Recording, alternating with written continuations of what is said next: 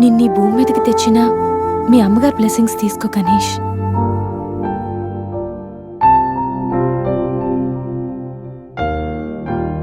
ఎవరి పుట్టినరోజైనా స్టార్ట్ అయ్యేది అమ్మతోనే కదా.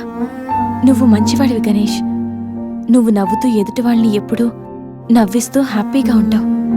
నీకున్న హెల్పింగ్ నేచర్, పెద్దవాళ్ల మీద రెస్పెక్ట్, స్నేహానికి నువ్విచ్చే వాల్యూ, ఎదుటివాళ్లు ఎక్కడ నీ వల్ల బాధపడతారో అని ప్రతి క్షణం ఎంతగానో తప్పించే నీ సున్నితమైన మనసు, వేగంగా కదిలే నీ ఆలోచనలు, ధైర్యం చెప్పే నీ మాటలు నన్నెంత ఇంప్రెస్ చేశాయో తెలుసా? ఈ సృష్టిలో ప్రతిదీ కొత్తలోనే బావుంటుంది, కానీ నీతో స్నేహం మాత్రం పాతబడే కొద్దీ బావుంటుంది. ఏ అమ్మాయైనా పెట్టి పుట్టాలి నీలాంటి వాడి చెయ్యి అందుకోవాలంటే. She must be very lucky. మొదట్లో లివింగ్ టుగెదర్ అంటే భయపడ్డాను, తెలియని వ్యక్తితో కలిసుండడం ఎలా, ఎవరేమనుకుంటారు అని. కానీ నీలాంటి మంచి మనిషి తోడుగా ఉంటే లైఫ్ లాంగ్ ధైర్యంగా సంతోషంగా ఉండొచ్చు. లివింగ్ టుగెదర్లో కూడా ఇంత నిజాయితీగా స్వచ్ఛంగా ఉండొచ్చని, ఎలాంటి తప్పుడు ఆలోచనలు రావని నువ్వు ప్రూవ్ చేసావు గణేష్. నీకోసం స్పెషల్ గిఫ్ట్.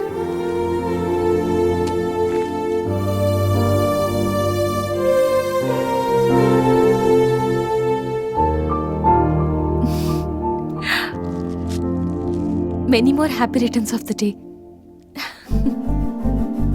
నువ్వెప్పుడు హ్యాపీగా ఉండాలి గణేష్.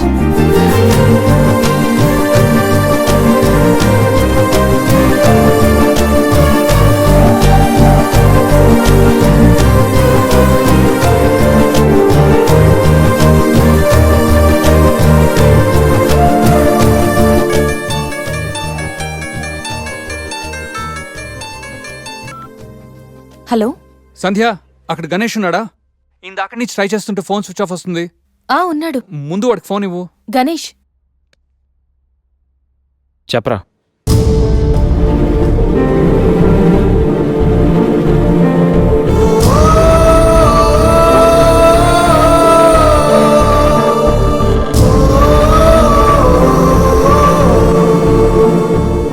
అడికి అసలు మైండ్ లేదురా. గణేష్, ఏమైందిరా? ఏం జరిగిందో తెలియదురా. నేను రూమ్కి వెళ్ళేటప్పుడు బెడ్ మీద పడున్నాడు, చేతిలో స్లీపింగ్ పిల్స్ బాటిల్ ఉంది. స్పృహలోకి వచ్చాడు రా. రా.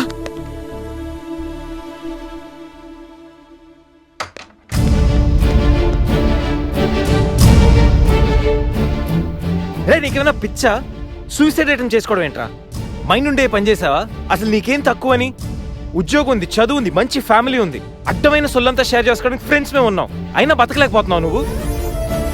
పొద్దున్న లేచినప్పటి నుంచి గుడ్ మార్నింగ్ అని, గుడ్ ఆఫ్టర్నూన్, గుడ్ నైట్ అని ప్రతి ఒక్కటి ఫేస్బుక్, ట్విట్టర్ మీద అప్డేట్ పెడుతున్నావు కదరా. అలాంటిది చచ్చిపోయేంత బాధ వస్తే కనీసం ఒక ఫ్రెండ్కి ఫోన్ చేసి షేర్ చేసుకుని మినిమం కామన్ సెన్స్ లేదు నీకు? రే, ఈరోజు చచ్చిపోతే 2 రోజులు అలా గడిచిపోతాయి, మర్చిపోతారు. సిల్లీ రీజన్స్ కోసం చచ్చిపోవడం ఏంట్రా?